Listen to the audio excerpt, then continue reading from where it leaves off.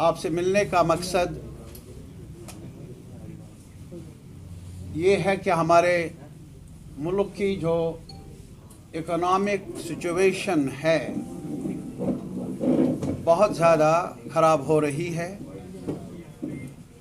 जिसके नतीजे में महंगाई, इन्फ्लेशन, अनएम्प्लॉयमेंट में बहुत तेज़ी के साथ हम आगे बढ़ रहे हैं। अनफॉर्चुनेटली, लेकिन इसके साथ ही एक बड़ी खबर पूरे देश के सामने है। हमारे लिए एक हौसला कुन खबर है और मेरे ख्याल में एक बड़ा सबक भी है, एक लेसन है बड़ा पूरे देश के सामने और हमारे लिए भी। यहाँ वो है किसानों की एजुटेशन। 1 साल तक जो मुस्तैदी के साथ, एकता के साथ, पुरअमन तरीके से धूप में भी, बरसात में भी, ठंड में भी, गर्मी में भी, इश्तियाल अंगेजियों के बावजूद, सरकारी काविशों के बावजूद भी, रोबदाब के बावजूद भी, वो तारीखी संघर्ष जो किसान ने मौजूदा दौर में पाए तकमील को पहुंचाया, मेरे पास अल्फाज की कमी है। मैं कैसे उन बहादुर किसानों को मुबारकबाद पेश करूं। ये सिर्फ इतना ही नहीं है, और आज तक, अभी तक सरकार का रवैया जो रहा इस एजुटेशन के बारे में, क्या कुछ नहीं कहा गया इस एजुटेशन को गलत रंग से पेश करने का, बदनाम करने का और उनको तोड़ने का, दबाने का सब हथियार आजमाए गए। लेकिन किसान ने एक बार फिर पूरे मुल्क के लिए एक दिशा मुकर्रर करने में तारीखी पहल की। तो बहरहाल हम इतना ही कहेंगे कि मैं आया हूँ आज यहाँ आपकी वसातत से। आपने मुझे बहुत प्यारा, आप मुझे ये कोई नहीं कह सकता है कि ये वो है, ये है। मैं आपका हूँ, आप मेरे। मैं अपने आवाम से कहना चाहता हूँ आपकी वसातत से, जम्मू के लोगों को, आपकी दर्द मेरी दर्द है और मेरी दर्द भी आपकी दर्द है। दर्द का कोई धर्म नहीं मेरे भाई, दर्द का कोई रंग नहीं, भूख का भी कोई रंग नहीं। ये मुसलमान की भूख है, हिंदू की भूख है, ब्राह्मण की भूख है, दलित की भूख है। अरे यार, भूख है। वो नौजवान जिसने PhD, जिसने बड़ी बड़ी डिग्रियां हासिल की है, उसके पास क्लास 4 की नौकरी आज नहीं। उससे कह दो ये दर्द क्या है, इसका रंग क्या है। और इसी वजह से यहाँ पर भी जो हुआ, जो आपको मालूम है, उस पर आज मैं ज़्यादा बहस नहीं करना चाहता हूँ। लेकिन हमारी नज़र में ये जो किसानों ने अभी कहा कि हमारे बारे में कानून बना हमारे पूछे बिना, मैं आज यही दोहराना चाहता हूँ। जम्मू के बारे में, कश्मीर के बारे में, लद्दाख के बारे में जो किया गया, न जम्मू से पूछा गया, न कश्मीर से पूछा गया, न लेह से पूछा गया, न करगिल से पूछा गया। अरे हम हैं स्टेक होल्डर्स, हमसे पूछो। और आज हालत ये है, रोशनी एक्ट, और उसमें हता कि मेरी राय उस वक्त वो असम्बली में क्या थी वो रिकॉर्डेड है। मैंने उस वक्त भी कहा मगरमच्छों को ज़मीन मिलनी नहीं चाहिए, लेकिन जो गरीब लोग हैं गाँवों में, जिनके पास काश्तराई है, शामिलात है, उन पर उनका अधिकार छीनने का कोई तरीका, कोई हक सरकार को होगा नहीं। इनको ज़मीन मिलनी चाहिए। वो पुश्तनी ज़मीन है उनके साथ, अगर आप में से कोई खेती करने वाला हो। अब हैरान हूं मैं आपको याद दिलाना चाहूँगा अपने आप जैसे बहुत पढ़े लिखे दोस्तों को, याद कर लीजिए 2014 के चुनाव से पहले शायद मुजफ्फरनगर में दंगे हुए थे। किस साल में हुए थे एग्जैक्टली? दंगे हुए थे बड़े पैमाने पर, लोग अलग अलग हो गए थे, मुसलमान हिंदू का बंटवारा लगभग वहां हो गया उस इलाके में। ये किसान है जिसने अभी वहां महापंचायत करके उसी मुजफ्फरनगर में वहां राम का भी नाम, खुदा का भी नाम और वाहिगुरु का भी नाम लिया। ये सबक है हम सब के लिए। तोड़ने से देश चलेगा नहीं, जोड़ने से चलेगा। ये सबक है इस किसान एजुटेशन ने जो दिया हमें। और इसी वजह से आज यहाँ किसान की हालत क्या है, महंगाई का ये हाल है, ये मानते नहीं हैं। हमने कहा आपके पास रिसोर्सेज हैं। आज कितनी बदकिस्मती है हमारे मुल्क की, हमारे लिए, कि आज इतना बड़ा मुल्क हंगर लिस्ट में, जो वर्ल्ड इंडेक्स है, हंगर लिस्ट है भूख का, उसमें पहले सफ में हमारे देश का नाम है। शर्म से सर झुकना चाहिए। इतना बड़ा देश और इतनी बड़ी बातें, और अगर हमने कहीं तरक्की की है वो भूख में तरक्की की है।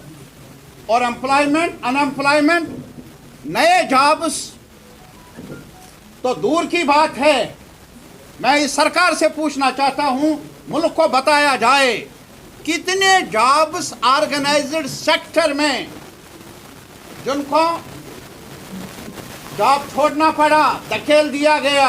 आप अखबार हैं, आप देख लीजिए, यहाँ कई अखबारों में काम करने वाले जो आपके साथी थे शायद आज काम नहीं करते हैं, डाउन साइज किया है हर अखबार ने। लिखा हमारी हिस्ट्री में, ये टेम्पररी नवीयत का नहीं, आने वाले वक्त में भी ये फायदेमंद रहेगा हम सबको। कश्मीर से लेकर कन्याकुमारी तक जो जनता है, मजदूर है, किसान है, मिडिल क्लास है, छोटे ताजिर हैं, छोटे मुलाजिम हैं, बेरोज़गार हैं, सब के लिए एक एनकरेजिंग सिग्नल है, सबक है। वो क्यों? आपको मैं याद दिलाना चाहूँगा, उन्होंने ही कहा कि हमारे बारे में फैसला करने वाले हमारे साथ मशवरा ना करें, हमें वो फैसला मंजूर नहीं। हमारी खेती के बारे में जैसा कि कॉन्स्टिट्यूशन में कहा गया कि एग्रीकल्चर स्टेट सब्जेक्ट है, होना तो ये चाहिए था कि अगर कहीं पर कोई कानून बनाना है एग्रीकल्चर के बारे में, किसानों के बारे में, तो रियासती असम्बलियाँ बनाए। लेकिन नहीं, ये अधिकार भी बीजेपी सरकार ने, ये हक भी छीन लिया रियासती असम्बलियों से, रियासती सरकारों से। और किसान ने कहा ये ज़मीन मेरी है, लड़कर मिली है, ये किसी ने मुझे फेवर नहीं किया है, खैरात दी नहीं। और इस पर, इसके प्रोड्यूस पर जो इस पर कमाई होगी, धान की कमाई होगी, फल की कमाई होगी, चावल की कमाई होगी, इसका अधिकार कोई बड़ा मगरमच्छ कॉरपोरेट नहीं करेगा। इसका अधिकार है खेती में काम करने वाले किसान का। आम लोग कहते हैं क्यों इतना, एक साल क्यों ये लड़ाई? और आज ये सवाल दोहराया जा रहा है इस सरकार से एक साल जाया क्यों किया किसान का? एक साल गलत बयानी क्यों की? देश को गलत क्यों बताया? न झुकने वाली सरकार और घुमंडी सरकार। किसान हक मांग रहा था, आपने क्या कुछ नहीं कहा, खालिस्तानी कहा, लेकिन हरियाणा का किसान निकला, कहा ये सिख का सवाल नहीं, ये मेरा सवाल भी है। पैसा कहाँ से लाएंगे? आज भी आप आदाद शुमार देख लीजिए, जो टैक्सेस है, टैक्सेस में सबसे ज़्यादा बड़ा हिस्सा एक्साइज ड्यूटी बढ़ाने से, ये जो पेट्रोल की कीमतें बढ़ गई, ये इसलिए नहीं झूठ फैला रहे हैं कि इंटरनेशनल लेवल पर कीमतें बढ़ गई, नो, डाउन हो गई हैं। यहाँ एक्साइज ड्यूटी में इजाफा किया बहुत तेज़ी से, वो रेवेन्यू है सरकार के पास। और हमने कहा था पार्लियामेंट में, यार हमारे देश में जहाँ गरीबों की तादाद में इजाफा हो रहा है, वहाँ जो बिलियनर्स हैं उनकी तादाद में कितना इजाफा हुआ? पैंडेमिक में, इस मारामारी में कितना इजाफा हुआ उनकी दौलत में, उनकी तादाद में? ये बताओ देश को। और उन पर टैक्स लगा दो, उन मगरमच्छों पर। अरे उन्होंने कमाया पैसा इस देश से, अंबानी ने, अडानी ने और लोगों ने जो दौलत कमाई, खरबों दौलत, वो आसमान से नहीं आई, वो इसी ज़मीन से मिली, यहाँ के शहरियों की वजह से मिली। आज देश मुसीबत में है, देशवासी मुसीबत में है, टैक्स लगा दो, उनसे वसूली कर लो एक हिस्सा, ताकि हम यहाँ के आम लोगों को पैकेज दे सकें, उनके कुव्वत खरीद में इजाफा कर लें, तब जाकर बाजार भी चल सकता है, तब जाकर मुल्क भी चल सकता है, तब जाकर महंगाई पर कुछ कंट्रोल भी किया जा सकता है। लेकिन ऐसा नहीं, जारी है निभानी, दोस्ती निभानी है अडानी के साथ, अंबानी के साथ। अब जो भी हमारे पास एसेट्स थे मुल्क में, रेलवे का, एयरपोर्ट्स का, बैंक्स का, इंश्योरेंस का, पोर्ट्स का, वो सारे के सारे बेच डालो। ये तरक्की की है इस सरकार ने। इनके वक्त में ये नहीं हुआ जो इन्होंने कहा था पैसा बाहर के बैंकों में है, वापस लाएंगे, वो नहीं, बल्कि जो हमारे पास आम रेल जिस पर गरीब लोग चलते थे, उसको हवाले कर लो मगरमच्छों के, ताकि वो मनमानी से उसमें किराए में इजाफा कर लें। और कठुआ से लेकर उड़ी तक जहाँ भी कोई छोटा किसान, छोटी ज़मीन वाला, उसके पास शामिलात की ज़मीन है, काशराई की ज़मीन है, पुश्तनी ज़मीन है, जनरेशन से उसको आज बेदखल किया जा रहा है, हाहाकार मचा है। और खुद इस सरकार ने रिव्यू पिटीशन दायर की है अदालत आलिया में कि तब तक इसका आज से नौ जायज़ा लिया जाना चाहिए। जो सुप्रीम कोर्ट में वकील हैं, जम्मू कश्मीर सरकार की वकालत भी करते हैं, एक SLP के मौके पर उन्होंने बताया, वहाँ माता साहब ने, जब तक रिव्यू पिटीशन का फैसला होगा नहीं, तब तक किसी भी किसान को ज़मीन से बेदखल नहीं किया जाना चाहिए, नहीं किया जा सकता। आज क्या हाल है? आपने कहा था जॉब्स क्रिएट कर लेंगे हम, जॉब्स क्रिएट करने के बजाय आपने जो जॉब्स थे भी उनको भी डाउन साइज किया, उनको भी बेकार बना दिया। आज भी मैं आपके सामने ये रखना चाहता हूं, जो पावर्टी, बिलो पावर्टी लाइन की तादाद है, ये पैंडेमिक से पहले भी था, बढ़ रहा था। और बदकिस्मती से जो पावर्टी को इवेल्युएट करने का एक इदारा था, प्लानिंग कमीशन ऑफ इंडिया, वो आपने रखा नहीं। लेकिन फिर भी घर घर की कहानी है कि आज कोई बाजार जाए कुछ खरीदने के लिए, वो सकत कहाँ, वो ताकत कहाँ।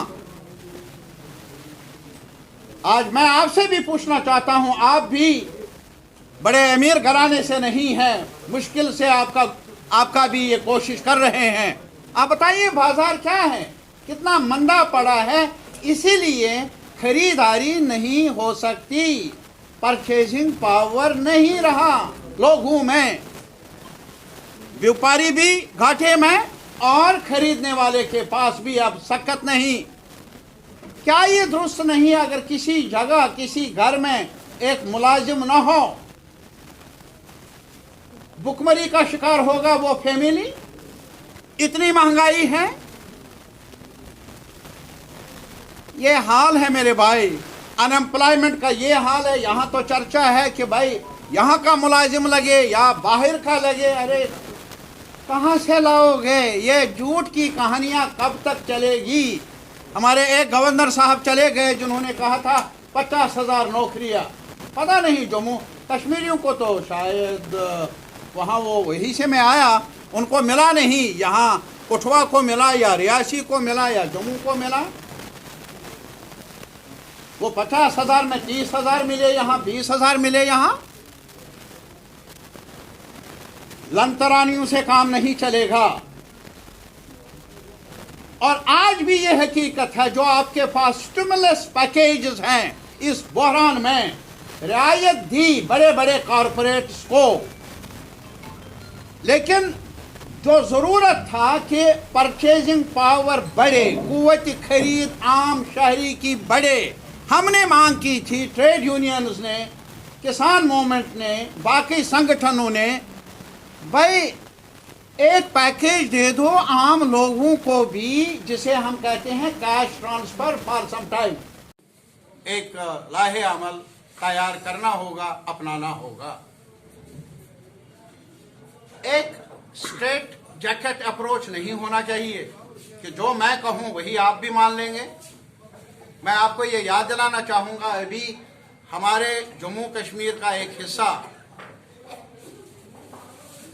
लद्दाख रीजन, लेह और करगिल की एक अलग डिमांड रहती थी और लेह वालों की अलग डिमांड, याद कर लीजिए।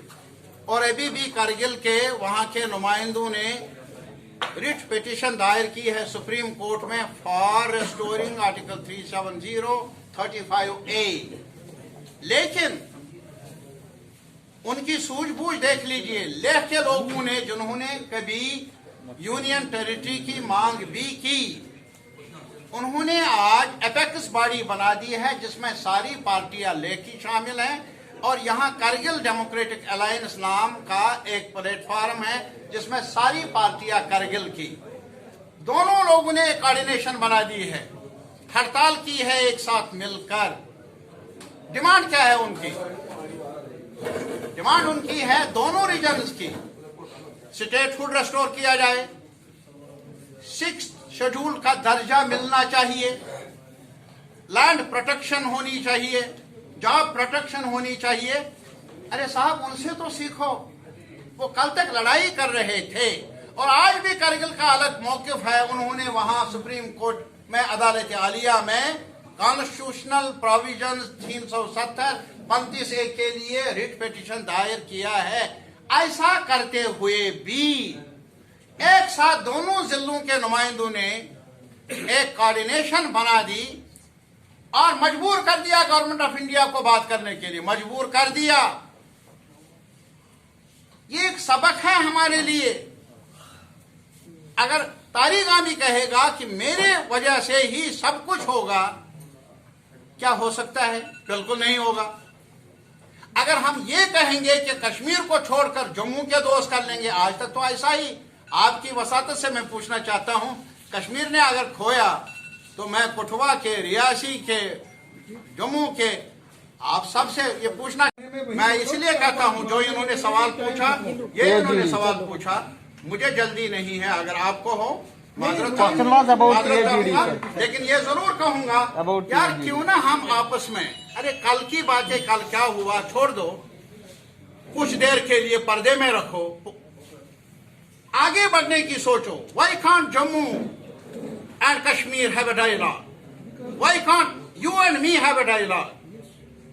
डायलॉग कर लेंगे और उस डायलॉग में आप जरूरी नहीं कि मेरी ही बात चलेगी, आपका भी सुनना है। तो that's what I demand, all the sections of the population, civil society, जिस क्राइसिस के भंवर में हम फंसे हैं उसे निकलने का एक ही रास्ता है। सरकार के पास कोई रास्ता नहीं है, हमने रास्ता प्रोवाइड करना है through the process of credible dialogue.